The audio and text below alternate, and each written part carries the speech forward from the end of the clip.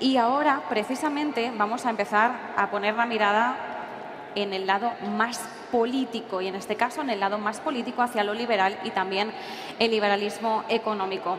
Así que os voy a pedir un fuerte aplauso. Ya veis que me han colocado las sillas porque vamos a tener formato de entrevista con Esperanza Aguirre, expresidenta de la Comunidad de Madrid. Un fuerte aplauso, por favor.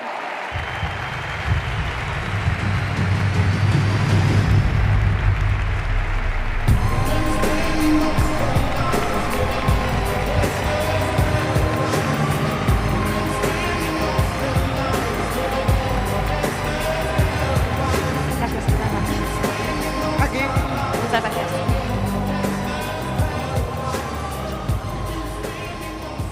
Esperanza, bienvenida y muchísimas gracias por acompañarnos. Muchísimas gracias a vosotros por tenerme y enhorabuena por esta organización maravillosa. Enhorabuena, Víctor y a Elena. Madrid Economic Forum. Madrid Economic Forum. Así que vamos a centrar el tiro precisamente en Madrid.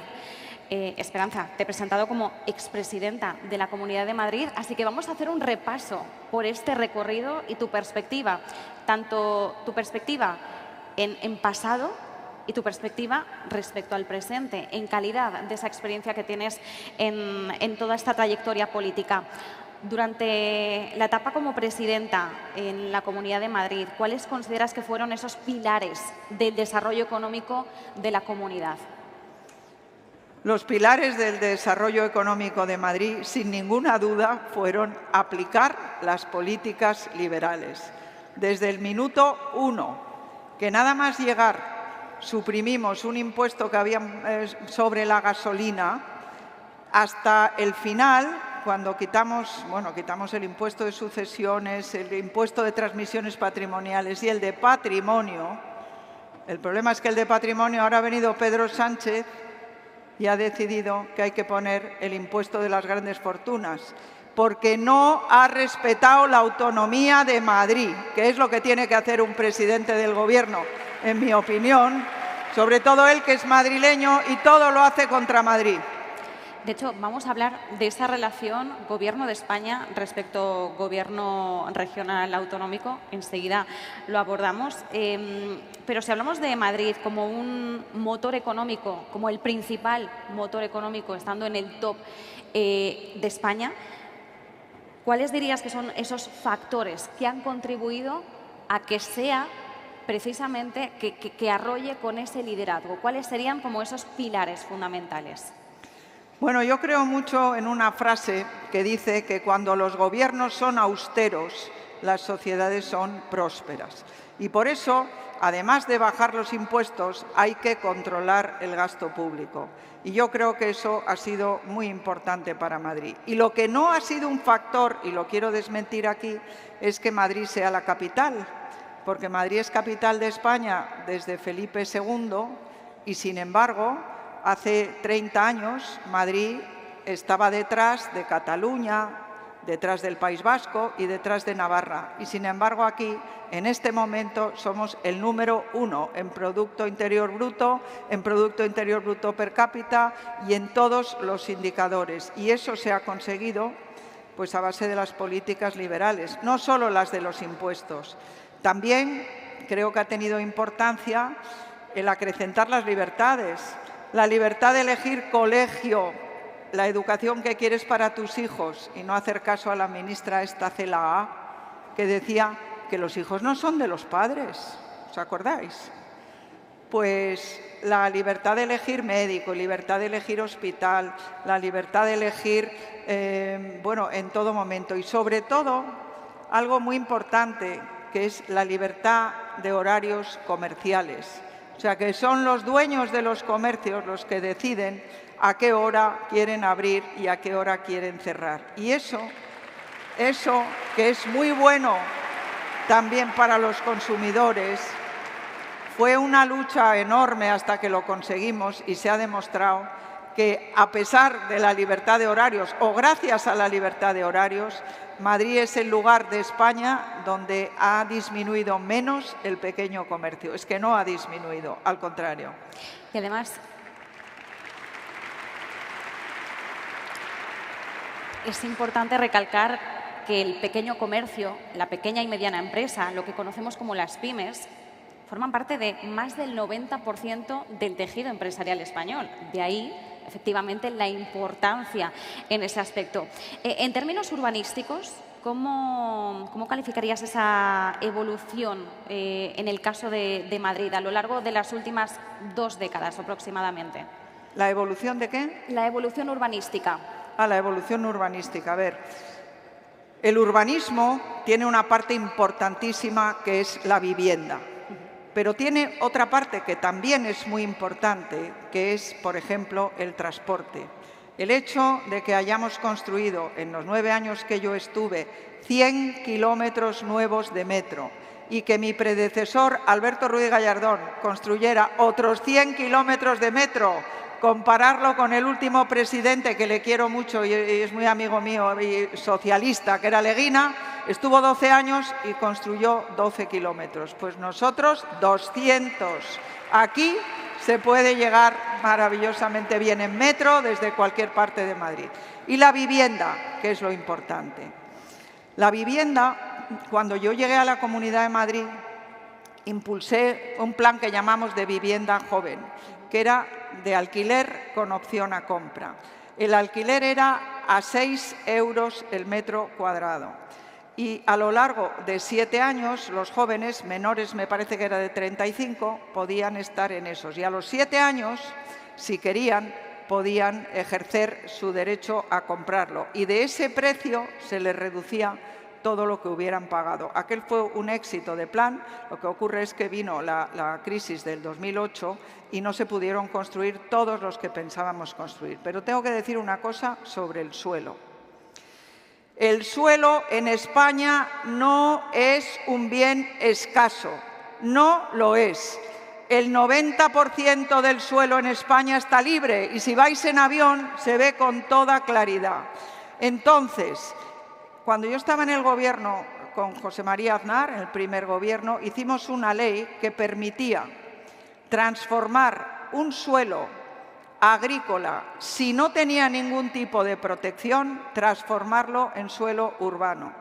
Y aquella ley, el Tribunal Constitucional decidió que no era constitucional porque la vivienda era competencia de las comunidades autónomas. Bueno, ojalá que derogara ahora la ley de Sánchez, porque no es competencia de él hacerlo. Pero lo que pasa es que hay tal cantidad de trabas, de regulaciones sobre el suelo, se tarda tanto, tantos informes hay que pedir, que lo que hay que hacer es liberalizarlo. Y yo, liberalizando el suelo, habría que construir muchísimas más viviendas. Ha dicho el Banco de España hace tiempo que se necesitaban 600.000 viviendas nuevas. Pues lo que hay que hacer es quitar las trabas, las regulaciones, todos esos absurdos sistemas que, para construir. Hay veces que se tardan más de 20 años en transformar un suelo que no tiene protección en un suelo urbano. Y eso hay que cambiarlo. Efectivamente, insuflar de oferta para que se vuelva a regular oferta y demanda. Ahora mismo tenemos este problema, no hay esa oferta para la demanda que hay, efectivamente, como bien indicas. Pues es lo que digo, que es que no se construye suficiente vivienda, no se construye, porque es demasiado lento el sistema. Hay unos, en Madrid, hay unos PAUs, los berrocales, todos los PAUs del sur que están aprobados hace pues 15 años. Y resulta que en algunos se ha empezado a construir, pero en los otros no. Y lo hemos hablado, a lo largo de la tarde hemos hablado mucho de esa necesidad de agilizar los trámites y sobre todo poder agilizar una burocracia que es la que nos pone esos frenos. Eso es para la vivienda en propiedad. Sí. Pero para la vivienda en alquiler lo que no es posible es una ley, la de Sánchez, que ha hecho que los dueños de los pisos tengan que pagar ellos a las personas vulnerables. Eso es un disparate. No digo yo que no pueda haber personas vulnerables, pero las tendrán que pagar las administraciones y no los dueños de los pisos. Porque si no, ante inseguridad sabemos que se retira. Eso por un lado. Y luego los inquiocupas se declaran vulnerables, no pagan la renta y la pobre señora que a lo mejor vive de ese piso en alquiler se tiene que aguantar ir a pleito judicial que puede tardar 2 años o más. Hay que hacer, y yo espero que lo hagamos si el partido al que yo represento llega al poder, una ley como la que ha hecho Meloni, que en 24 horas los ocupas fuera. En 24 horas.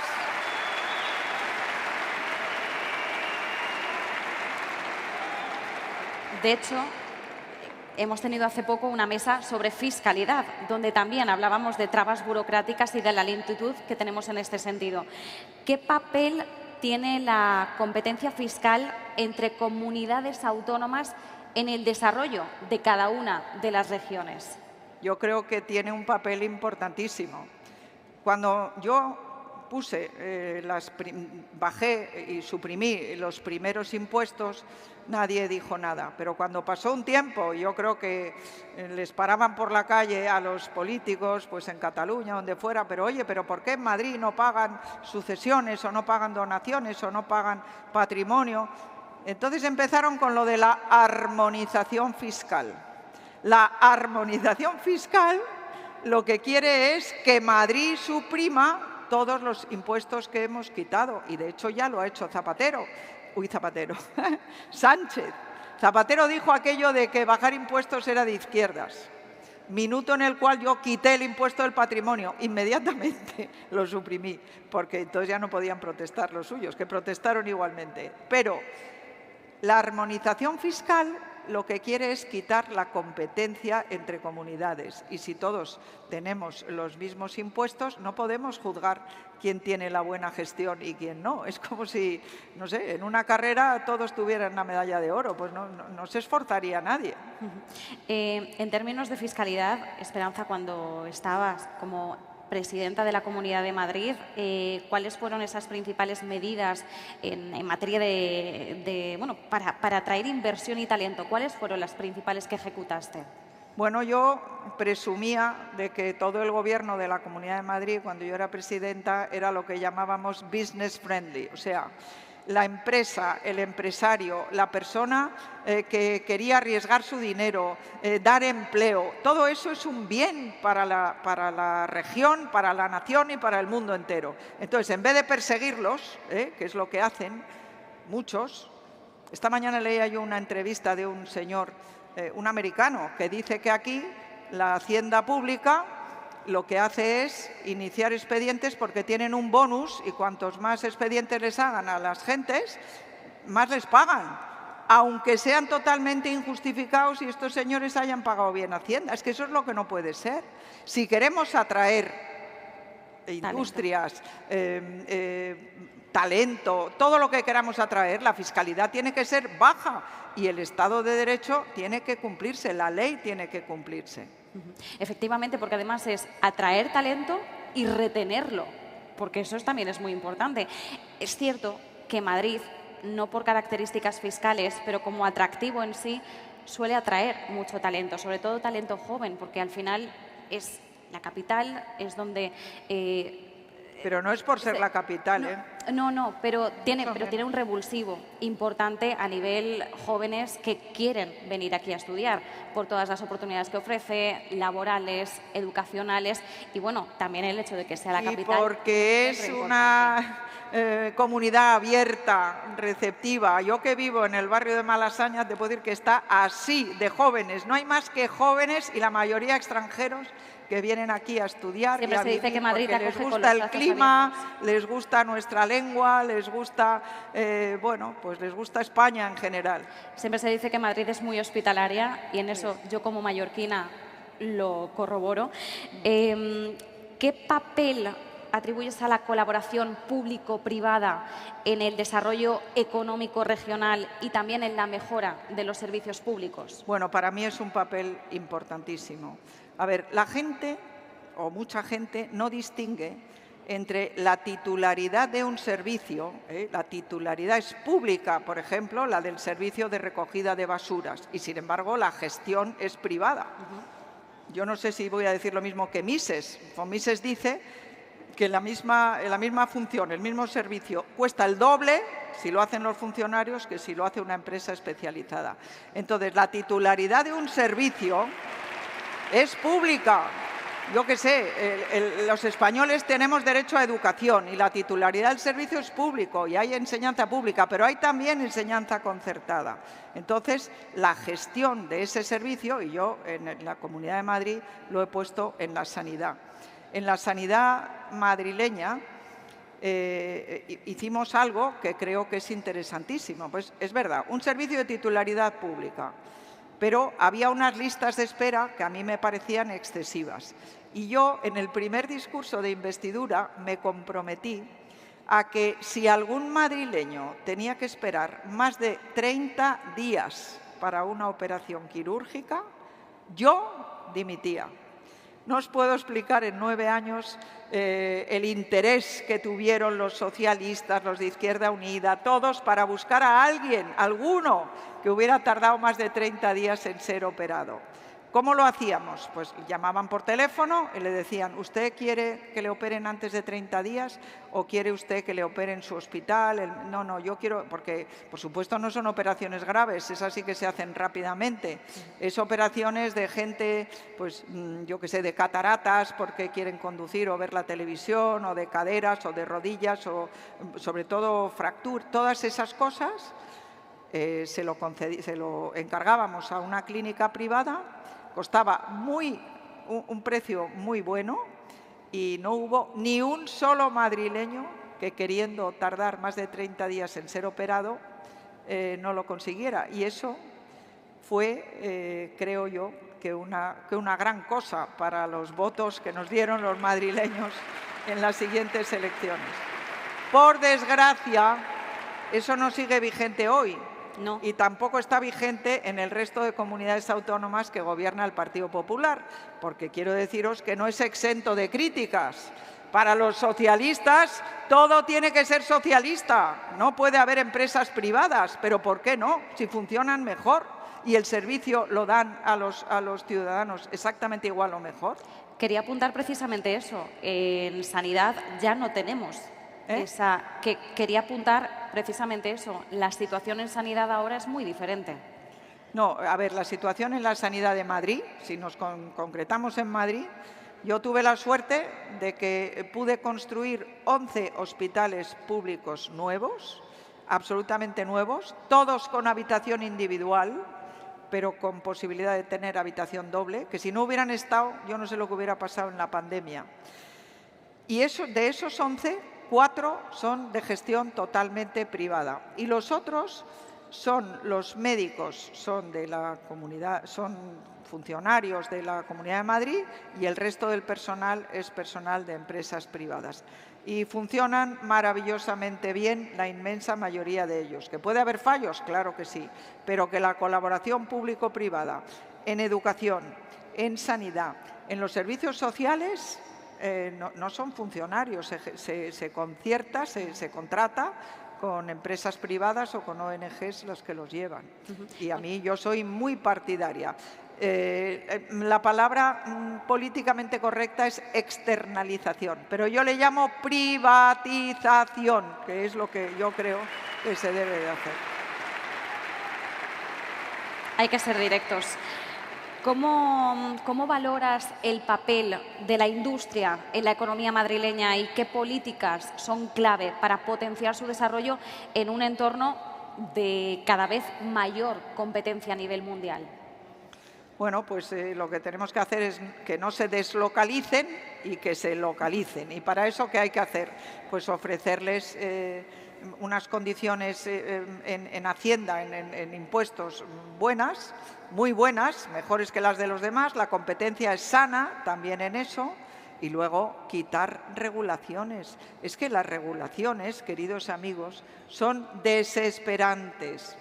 Yo estuve hace poco en un acto, voy a decir el nombre de la ciudad, en la ciudad de Calatayud. Bueno, pues en Calatayud hay el Ayuntamiento de Calatayud, la comarca, la provincia, la Comunidad Autónoma de Aragón, el Gobierno de la Nación, la Unión Europea y encima ahora la ONU, que nos tiene que decir lo que tenemos que comer y cómo tenemos que gestionar las cosas. Con la Agenda 2030, que Dios confunda. Claro, es que aquí son demasiados actores.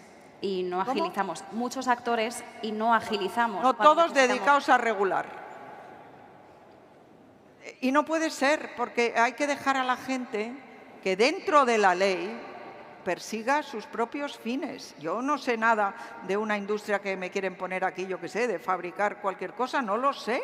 Ni lo saben posiblemente los que estén en el ayuntamiento, pero lo que hay que hacer es decirle, bueno, es que una de las cosas que yo hice en la Comunidad de Madrid, que creo que ha sido más positiva, es que en vez de la licencia urbanística, que a veces tardaba años en concederse, lo cambié por una declaración responsable. La declaración responsable decía, voy a cumplir esta ley, esta otra ley, esta regulación. Y luego iba un inspector del ayuntamiento y si no cumplía, se lo reclamaba. Pero no tenía que esperar, podía poner en marcha su peluquería al día siguiente. Es importante también hablar de la colaboración Gobierno de España, Gobierno regional. ¿Qué balance debemos hacer de esa colaboración entre Gobierno de España y Comunidad de Madrid en materia de desarrollo económico? La colaboración de Pedro Sánchez, que es madrileño, con el Gobierno de la Comunidad de Madrid ha sido tratar de hundirnos constantemente. No ha hecho otra cosa, privándonos del dinero que nos corresponde, persiguiendo a todos los que, a todos los que él considera que como hacían el impuesto de patrimonio, tienen que volver a hacerlo poniendo el impuesto de las fortunas, que lo puso porque en eso sí que Andalucía copió a Madrid y en el momento que lo puso Andalucía decidieron que no hay patrimonio, que lo habían quitado, pero sí que hay impuesto de las grandes fortunas. Pedro Sánchez no solamente no hace nada por Madrid, sino que hace muchísimo contra Madrid. Y eso le perseguirá mientras viva. Ah, bueno, y nos ha mandado ahora a este señor, ¿cómo se llama? Óscar López, ¿no? Puente. No, Óscar, no se llama Óscar López, ¿cómo se llama? El que ha mandado para que se presente aquí a las elecciones autonómicas. Sí, López. Óscar López. Bueno, pues ese Óscar López, que ha mentido diciendo que todo este lío de la señora esta Leire, que va prometiendo que van a tratar muy bien a los delincuentes, los fiscales y todo esto. Qué susto.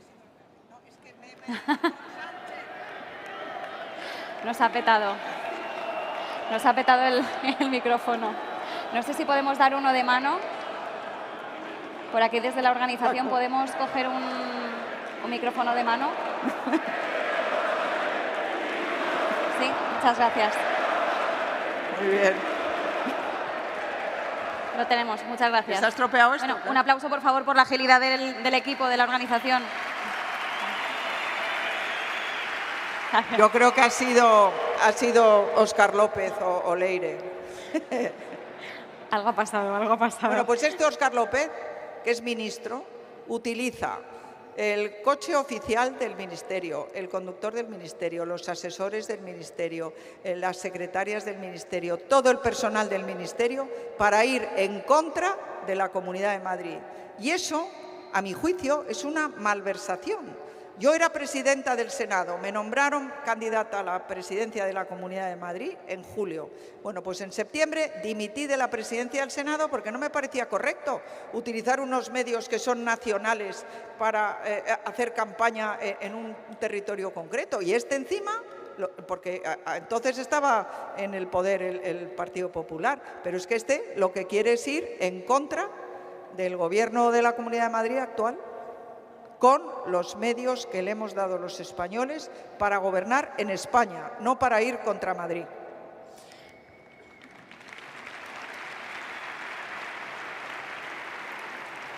Nos queda muy poquito tiempo. Quería aprovechar para preguntar cómo valoras la evolución del modelo liberal en Madrid tras su salida del Gobierno autonómico. Pues yo creo que el actual Gobierno de Madrid ha perseverado y ha profundizado en lo que es una bajada de impuestos para todos los madrileños. Y eso yo creo que es muy importante. Este año creo que van a bajar el impuesto de sucesiones entre tíos y sobrinos y entre hermanos, que bueno, puede que no le afecte a tanta gente como de padres a hijos y de hijos a padres, pero sí que afecta y es muy importante. Y bueno, cuando han quitado, por ejemplo, cuando han bajado el IRPF, resulta que han recaudado más. O sea, es que esto también hay que decirlo. Pero no solamente en eso. Yo lamento que algunas otras cosas que yo hice, desconozco por qué razón, se derogaron. O sea, cuando estuvo en el gobierno el PP con Ciudadanos, no sé si por el PP, Cristina Cifuentes, o por Ciudadanos, decidieron derogar una ley que yo había hecho, porque también creo en la libertad de vivir en el campo, si te gusta vivir en el campo. Hice una ley de viviendas rurales asequibles, para que en los terrenos que no tuvieran nada de protección, pudieras irte a vivir si tenías 6 hectáreas y si no ibas a reclamarle al gobierno ni el alcantarillado, ninguno de los servicios, sino que tú quieres vivir en el campo como vive la gente en el campo, haciendo posible que todos los servicios sean tuyos. Y esa ley de viviendas rurales asequibles, que nunca le gustó al Partido Socialista, yo que creo que es una vergüenza que en España hagamos escaso el suelo, cuando hay suelo a raudales, pero si es que solo está ocupado el 10% del suelo aquí en España. ¿Por qué razón no se puede liberalizar el suelo? Por último, Esperanza, ¿qué mensaje trasladarías hoy a quienes plantean modelos de gestión regional alternativos al liberalismo? ¿Qué les diría? Que si les va bien, fenomenal. Pero que no me quieran a mí imponer el socialismo obligatorio, que no estamos de acuerdo con el socialismo obligatorio. Si a ellos les han votado, pues muy bien, que sean socialistas, pero a nosotros que no nos lo impongan. Pues menuda frase de clausura. Esperanza Aguirre, expresidenta de la Comunidad de Madrid, muchísimas gracias. Fuerte aplauso, por favor. Gracias a vosotros. Muchas gracias. Muchas gracias. Muchas gracias. Un placer, Esperanza. Gracias.